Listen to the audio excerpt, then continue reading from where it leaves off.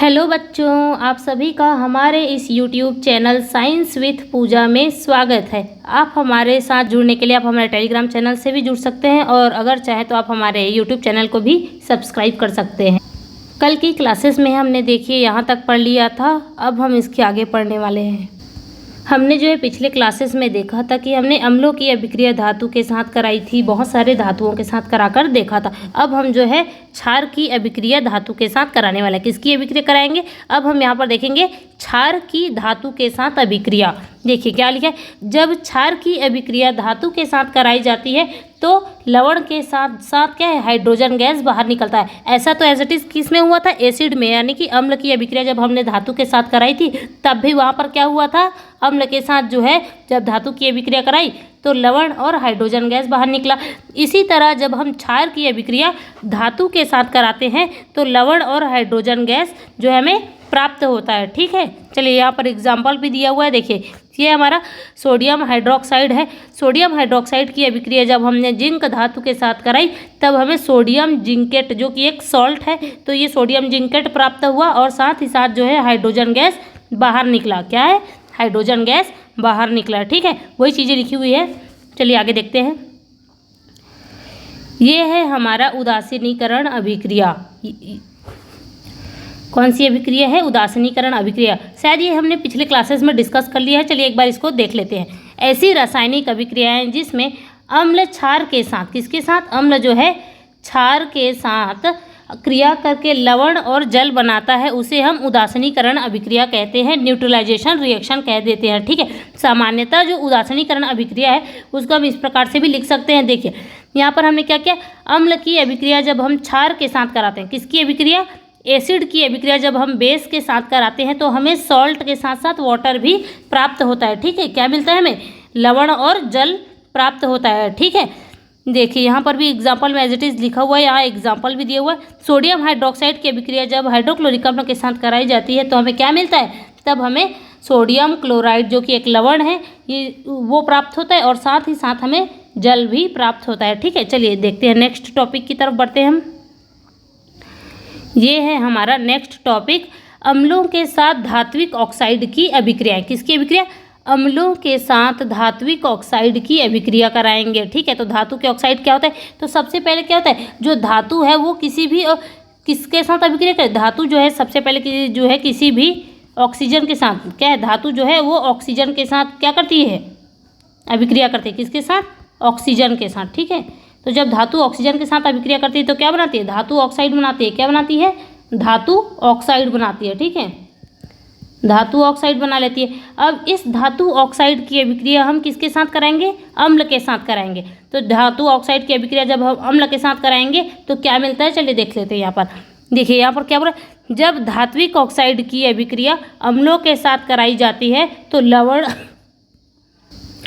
लवण और जल बनता है। ठीक है, तो क्या बनता है, जब हमने धात्विक ऑक्साइड की अभिक्रिया, किसकी अभिक्रिया, धात्विक ऑक्साइड की अभिक्रिया अम्ल के साथ कराई तो क्या बना, लवण और जल बना। ठीक है, चलिए देख लेते हैं, एक एग्जांपल को देख लेते हैं। ये हमारा क्या है, कॉपर ऑक्साइड है। कौन सी अभिक्रिया, ये धात्विक ऑक्साइड है, ये हमारा कॉपर ऑक्साइड है। जब हमने कॉपर ऑक्साइड की अभिक्रिया हाइड्रोक्लोरिक अम्ल के साथ कराई, किसके साथ कराई, कॉपर ऑक्साइड की अभिक्रिया हाइड्रोक्लोरिक अम्ल के साथ कराई, तब हमें क्या प्राप्त हुआ, तब हमें कॉपर क्लोराइड प्राप्त हुआ और साथ ही साथ हमें जल भी प्राप्त हुआ। ठीक है, तो ये अभिक्रिया क्या होता है, मतलब अम्ल की अभिक्रिया अगर हम धातु ऑक्साइड के साथ कराते हैं तब हमें क्या है, लवण बनता है। तब क्या बनता है, तब हमें लवण प्राप्त होता है और साथ ही साथ हमारा जल भी प्राप्त होता है। ठीक है, और इस अभिक्रिया में जो कॉपर क्लोराइड बनने से क्या होता है, विलयन का जो रंग है वो नीला हो जाता है। किसके बनने से, कॉपर क्लोराइड के बनने से जो सॉल्यूशन है उसका रंग कैसा हो जाता है, उसका रंग नीला हो जाता है। ठीक है, चलिए यहाँ पर नोट के रूप में भी कुछ लिखा हुआ है, देख लेते हैं क्या लिखा है। धात्विक ऑक्साइड की जो प्रकृति होती है, उसकी जो प्रवृत्ति होती है वो कैसी होती है, क्षारीय होती है। ये बहुत ही इंपॉर्टेंट है, तो इसको अच्छे से याद रखिएगा। क्या होता है, जो धातु के ऑक्साइड होते हैं, क्या होता है, धातु के ऑक्साइड होते हैं, वो उसकी प्रवृत्ति कैसी होती है, उसकी जो प्रकृति होती है वो क्षारीय होती है। कैसी होती है, क्षारीय होती है, क्योंकि यह अम्ल के साथ क्रिया करके लवण और जल बनाते हैं। क्या बनाते हैं, ये जो है अम्ल के साथ अभिक्रिया करके लवण और जल बना लेते हैं। इसकी प्रकृति कैसी होती है, क्षारीय होती है। ठीक है, यहाँ पर कुछ धातु के ऑक्साइड दिए हुए हैं। ये क्या है, मैग्नीशियम ऑक्साइड है और ये हमारा क्या है, कॉपर ऑक्साइड है। ठीक है, ये क्या है, धातु के ऑक्साइड है। तो धातु के ऑक्साइड जब अम्ल के साथ अभिक्रिया करते हैं तो लवण और जल बनता है। और धातु के जो ऑक्साइड होती है उसकी प्रवृत्ति कैसी होती है, उसकी जो प्रकृति होती है वो कैसी होती है, तो धातु ऑक्साइड की जो प्रकृति होती है वो क्षारीय होती है। कैसी होती है, क्षारीय होती है। ठीक है, चलिए नेक्स्ट टॉपिक को देख लेते हैं हम। अब यहाँ पर क्या लिखा हुआ है, अधात्विक ऑक्साइड की क्षारों के साथ अभिक्रिया। अभी हमने क्या की थी, धातु ऑक्साइड की अभिक्रिया हमने अम्लों के साथ कराई थी, तब देखा था हमने क्या है, लवण और जल बना था। अब देख लेते हैं अधात्विक ऑक्साइड की अभिक्रिया जब हम क्षार के साथ कराते हैं तो क्या प्राप्त होता है। ठीक है, देखिए यहाँ पर क्या लिखा है, अधात्विक ऑक्साइड की अभिक्रिया क्षार के साथ कराई जाती है तो लवण और जल बनता है। यानी कि यहाँ पर भी क्या बन रहा है, लवण और जल ही बन रहा है। ठीक है, देख लेते हैं यहाँ पर क्या लिखा हुआ है, ये हमारा कार्बन डाइऑक्साइड है। ठीक है, कार्बन डाइऑक्साइड है और ये हमारा क्या है, कैल्शियम हाइड्रोक्साइड है। ठीक, क्या है, कैल्शियम हाइड्रोक्साइड।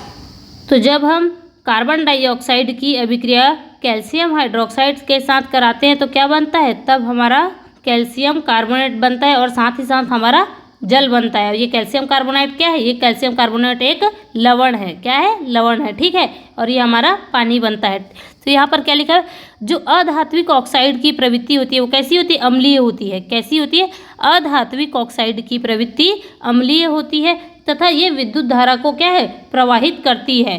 क्या करती है, ये जो है अम्लीय प्रवृत्ति की जो अधात्विक ऑक्साइड होती है उससे क्या होते हैं, विद्युत धारा प्रवाहित हो सकती है। ठीक है, तो आपने देखा है कि जो अधात्विक ऑक्साइड होती है उसकी प्रवृत्ति कैसी होती है, अधात्विक ऑक्साइड की प्रवृत्ति अम्लीय होती है। ठीक है, और धात्विक ऑक्साइड की प्रवृत्ति कैसी होती है, क्षारीय होती है। कैसी होती है, क्षारीय होती है। ठीक है, चलिए हम देखते हैं, आगे बढ़ते हैं।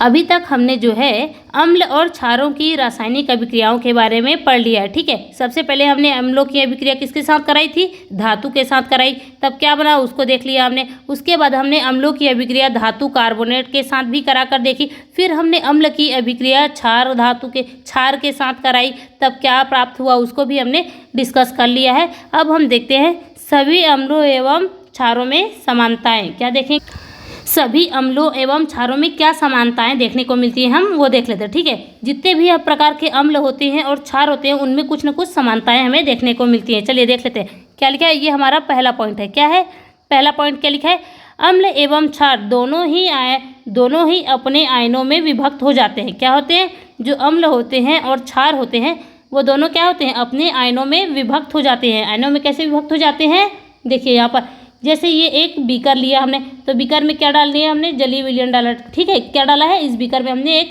जलीय विलयन डाल दिया। तब जब हमने इसमें HCl डाला, क्या डाल दिया, HCl, तो ये क्या हुआ, ये HCl अपने आयनों में विभक्त हो गया और बहुत सारे H+ आयन में टूट गया। क्या हुआ, बहुत सारे H+ आयनों में टूट गया। ठीक है, अब इसी तरह क्या हुआ, एक और बीकर बना लेते हैं। अब इसमें भी एक जलीय विलयन लिया है हमने, क्या लिया है, एक जलीय विलयन। अब ये क्या है, अब इसमें हमने KOH का एक क्या डाला है, KOH जो क्षार होता है उसको हमने यहाँ पर डाला, तो क्या होगा, यहाँ पर OH- आयन बहुत सारे क्या हो जाएंगे, ये वियोजित हो जाएंगे। OH- आयन में क्या है, ये विभक्त हो जाते हैं। क्या हो जाते हैं, OH- आयन में ये घुल जाते हैं। ठीक है, जब KOH पोटेशियम हाइड्रोक्साइड को हम किसी भी जलीय विलयन में डालते हैं तो हमें क्या प्राप्त होता है, तब हमें हाइड्रोक्साइड आयन प्राप्त होते हैं। ठीक है, बहुत सारे क्या होते हैं, हाइड्रोक्साइड आयन प्राप्त होते हैं। इसी तरह से जब हम अम्ल को किसी भी जलीय विलयन में डालते हैं तब हमें बहुत सारे H+ आयन देखने को मिलते हैं। ठीक है, ये क्या होते हैं जी, ये HCl क्या है, आयनों में विभक्त हो गया, H+ आयन और Cl- आयन में क्या हो गया, ये विभक्त हो गया। इसी तरह से ये क्या है, K+ आयन और OH- आयन में भी क्या है, विभक्त हो जाते हैं। ठीक है, चलिए अब नेक्स्ट पॉइंट को देख लेते हैं, क्या बोल रहा है। अम्ल जो है वो H+ आयन उत्पन्न करते हैं। अभी हमने देख लिया अम्ल क्या करते हैं, किसी भी जलीय विलयन में अम्ल को डालते हैं तो वो H+ आयन उत्पन्न कर देते हैं। क्या करते हैं, H+ आयन उत्पन्न करते हैं। ठीक है, इसी तरह से जब हम किसी भी क्षारीय विलयन को किसी क्षारीय विलयन को जब हम किसी क्षारीय विलयन को जब हम जलीय विलयन में डालते हैं, किसी भी क्षार को जब हम जलीय विलयन में डालते हैं तो क्या होता है, तब हमें बहुत सारे OH आयन प्राप्त होते हैं। ठीक है, बहुत सारे OH आयन क्या हो जाते हैं, उसमें उत्पन्न होते हैं। ठीक है, चलिए देखते हैं हमारा नेक्स्ट पॉइंट क्या है। अम्ल और क्षार का जलीय विलयन विद्युत के सुचालक होता है। क्या होता है, अम्ल और क्षार का जो जलीय विलयन होता है वो क्या होता है, विद्युत के क्या होते हैं, सुचालक होते हैं। ठीक, सुचालक का क्या मतलब है, अम्ल और क्षार का जलीय विलयन। जैसे कि ये क्या है, अम्ल और क्षार का एक जलीय विलयन है। तो इस बीकर में अगर हम इलेक्ट्रोड डाल देते हैं और इस इलेक्ट्रोडों को क्या करते हैं, किसी बैटरी से कनेक्ट कर देते हैं और इसे हम क्या है, इलेक्ट्रिसिटी पास करेंगे, तो इसमें क्या होगा, इसमें जो है वो इलेक्ट्रिसिटी पास हो जाएगी और करंट क्या होगा, करंट जनरेट हो जाएगा। ठीक है, इसमें क्या है, विद्युत धारा प्रवाहित होने लगेगी। इसलिए क्या है, अम्ल और क्षार के जो जलीय विलयन होते हैं वो कैसे होते हैं, वो सुचालक होते हैं। क्या होते हैं, वो सुचालक होते हैं। ठीक है, यानी कि क्या होता है, इसमें से होकर विद्युत धारा प्रवाहित होगी। ठीक है, चलिए हम नेक्स्ट पॉइंट को देख लेते हैं, क्या बोल रहा है। अम्ल और क्षार से, अम्ल क्या है, अम्ल और क्षार जल से क्रिया करके ऊष्मा उत्सर्जित करते हैं। क्या करते हैं, जब अम्ल और क्षार किससे क्रिया करते हैं, अम्ल जब जल से क्रिया करते हैं और क्षार भी वैसे ही जल के साथ अभिक्रिया करता है, तो बहुत सारे क्या है, ऊष्मा को उत्सर्जित करते हैं। ठीक है, जो क्या है, ये अभी 4 पॉइंट हमने देखे हैं। ये क्या था, ये अम्लों और क्षारों में क्या था, समानताएं हमें देखने को मिली। तो इसमें क्या था, अम्ल और क्षार जो होते हैं क्या होते हैं, अपने अपने आयनों में विभक्त हो जाते हैं। अम्ल जो है वो H+ आयन उत्पन्न करते हैं और जो क्षार होते हैं वो हमारे OH आयन उत्पन्न करते हैं। ठीक है, इसी तरह क्या होता है, अम्ल और क्षार का जो जलीय विलयन होता है वो विद्युत के कैसे होते हैं, सुचालक होते हैं। क्या होते हैं, विद्युत के सुचालक। इसी तरह क्या होता है, जब अम्ल और क्षार जो है जल से क्रिया करके बहुत ज़्यादा क्या है, ऊष्मा को उत्सर्जित कर देते हैं। क्या करते हैं, बहुत सारी ऊष्मा उत्सर्जित करते हैं। ठीक है, चलिए आगे देखते हैं, ये क्या लिखा हुआ है, हमारा नेक्स्ट पॉइंट था, जलीय विलयन में अम्ल एवं क्षार का व्यवहार कैसा होता है। ठीक है, क्या होगा, जलीय विलयनों में अम्ल और क्षार का व्यवहार को देख लेते हैं। चलिए क्या है, देखिए, जल की उपस्थिति में हाइड्रोक्लोरिक अम्ल क्या होता है, H+ आयन में क्या है, H+ आयन उत्पन्न करते हैं। यानी कि जो हाइड्रोक्लोरिक अम्ल है वो अपने आयनों में क्या है, विभक्त हो जाते हैं, जो कि H+ आयन और Cl- आयन में टूट जाता है। ठीक है, और क्या है, जल की अगर अनुपस्थिति होगी, जब अगर जल ही नहीं होगा तो क्या है, हाइड्रोक्लोरिक अम्ल क्या होगा, अपने आयनों में विभक्त नहीं होगा। ठीक है, क्या होगा, अपने अणुओं में या आयनों में विभक्त नहीं होंगे। ठीक है, देखिए यहाँ पर लिखा है, ये हमारा HCl हाइड्रोक्लोरिक अम्ल है। ये क्या है, पानी है। जब हाइड्रोक्लोरिक अम्ल जो है पानी से क्रिया करता है तो क्या है, हमारा हाइड्रोनियम आयन देता है। क्या है, हाइड्रोनियम आयन इसे बोलते हैं। ठीक है, क्या है, ये हमारा हाइड्रोनियम आयन है। ये क्या है, और इसी से कैसे क्या बनता है, हमारा पानी और H+ आयन बनता है। ठीक है, पानी और H+ आयन बनता है। ठीक है, और हमारा क्लोरीन आयन भी अलग हो गया। ठीक है ना, चलिए, जो हमारे हाइड्रोजन आयन होते हैं वो क्या है, हाइड्रोजन आयन स्वतंत्र रूप से नहीं रह सकते हैं, इसीलिए क्या है, वो H3O+ आयन यानी कि क्या है, हाइड्रोनियम आयन में बदल जाते हैं। क्या है, हाइड्रोनियम आयन के साथ क्या है, जो पानी है तो जल के अणु के साथ मिलकर क्या बना लेते हैं, हाइड्रोनियम आयन बना लेते हैं। ठीक है, और ये क्या है, हाइड्रोजन आयन को सदैव H+ आयन या हाइड्रोनियम आयन के रूप में दर्शाया जाता है। ठीक है, कैसे दर्शाते हैं, या तो हम H+ आयन के रूप में दर्शाएंगे या फिर हम हाइड्रोनियम आयन के रूप में दर्शाएंगे। ठीक है, अब ये हमारा देख लीजिए क्या बोल रहा है, ये है H+ आयन और ये वाटर, जब ये आपस में क्या है, क्रिया करते हैं तो क्या हो जाता है, हाइड्रोनियम आयन बन जाता है। ठीक है, अम्ल क्या होते हैं, जल में हाइड्रोनियम आयन और H+ आयन प्रदान करते हैं। ठीक है, क्या प्रदान करते हैं, या तो H+ आयन प्रदान करेंगे और साथ ही साथ जल को भी प्रदान करेंगे। ठीक है, चलिए नेक्स्ट पॉइंट को देख लेते हैं। चलिए अब हम देख लेते हैं क्षार की अभिक्रिया। क्षार को क्या है, जब हम जल में घोलते हैं तो क्या होता है। ठीक है, यहाँ पर क्या है, यहाँ पर सोडियम हाइड्रोक्साइड है। क्या है, सोडियम हाइड्रोक्साइड। तो जब सोडियम हाइड्रोक्साइड भी हम क्या है, पानी को मिलाते हैं, किसको मिलाते हैं, पानी को इसमें मिलाते हैं। जैसे एक बीकर ले लिया हमने। ठीक है, इस बीकर में हमने क्या है, सोडियम हाइड्रोक्साइड डाला है। क्या डाला है हमने, इस बीकर में हमारे पास सोडियम हाइड्रोक्साइड है। तो इस सोडियम हाइड्रोक्साइड में क्या है, हम पानी डालेंगे, क्या बताइए, तो हमें ऐसा नहीं करना है। ठीक है, हमें क्या नहीं करना है, ये जो है क्या है, क्षार है और ये बहुत ही स्ट्रॉन्ग बेस होता है। क्या है, ये बहुत ही स्ट्रॉन्ग बेस है। अब हमें इसमें क्या है, पानी को ऐसे नहीं मिलाना है। क्यों, अगर हम क्या है, पानी को ऐसे मिलाएंगे, क्या है, क्षार में एक बीकर में हमने बहुत सारा सोडियम हाइड्रोक्साइड लिया है और ऊपर से अगर हम पानी की बूंदें डालेंगे तो क्या है, बहुत तेज ऊष्मा उत्सर्जित होगी। ठीक है, अभी आपने देखा था जब अम्ल और क्षार जो है जल के साथ क्रिया करते हैं तो क्या होता है, बहुत ज़्यादा ऊष्मा उत्सर्जित करते हैं। ठीक है, तो इसका मतलब क्या होता है कि हमें ऐसे नहीं डालना है। ठीक, हमें क्या करना है, हमें एक बीकर लेना है, उसमें हमें क्या है, पानी डालना है। क्या करना है, उसमें हमें जल डालना है। क्या डालना है, उसमें हमें H2O डालना है। ठीक है, उसमें हमें H2O को डालना है। एक बीकर में हमने ले लिया, इसमें हमने क्या है, पानी डाल दिया। अब इस पानी डाला, अब इसमें हम क्या करेंगे, थोड़े थोड़े 1-2 ड्रॉप करके हम क्या डालेंगे, सोडियम हाइड्रोक्साइड डालेंगे। क्या डालेंगे, सोडियम हाइड्रोक्साइड को 1-1 बूंद करके यहाँ पर हम डालेंगे। ठीक है, तो क्या होगा, जब जल के साथ सोडियम हाइड्रोक्साइड क्रिया करता है या घुलता है, क्या करेगा, क्योंकि ये जल तो क्या है, घुलनशील होते हैं, सोडियम हाइड्रोक्साइड भी क्या है, जब इसमें डालेंगे तो ये क्या है, घुल जाएगा। तो क्या होगा, जो सोडियम हाइड्रोक्साइड होते हैं वो अपने आयनों में क्या हो जाएंगे, विभक्त हो जाएंगे। क्या होगा, सोडियम हाइड्रोक्साइड अपने आयनों में विभक्त हो जाएगा और Na+ आयन बनाएगा। क्या बनाएगा, Na+ आयन बनाएगा और OH- आयन बनाएगा। क्या बनाएगा, Na+ आयन बनाएगा और साथ ही साथ OH- आयन बनाएगा। ठीक है ना, देखिए यहाँ पर लिखा है, जब सोडियम हाइड्रोक्साइड को क्या, जब हम जल में सोडियम हाइड्रोक्साइड को घोलते हैं तो हम N+ आयन क्या है, सोडियम आयन, और सोडियम आयन के साथ साथ और क्या मिलता है, हमें हाइड्रोक्साइड आयन देखने को मिलता है। ठीक है, इसी तरह से देखिए यहाँ पर क्या है, ये है पोटेशियम हाइड्रोक्साइड। क्या है, पोटेशियम हाइड्रोक्साइड। तो इस पोटेशियम हाइड्रोक्साइड में क्या है, जब हम जल में इस पानी में हम क्या डालेंगे, कुछ बूंदे पोटेशियम हाइड्रोक्साइड की डालेंगे तो ये क्या होगा, इसमें घुल जाएगा और अपने आयनों में क्या हो जाएंगे, विभक्त हो जाएंगे। तो ये पोटेशियम आयन में विभक्त हो गया और साथ ही साथ हाइड्रोक्साइड आयन में भी विभक्त हो गया। ठीक है ना, इसी तरह से क्या है, ये मैग्नीशियम हाइड्रोक्साइड है, क्या है, मिल्क ऑफ मैग्नीशिया जिसे बोलते हैं, ये हमारा मैग्नीशियम हाइड्रोक्साइड है। क्या है, मैग्नीशियम हाइड्रोक्साइड है।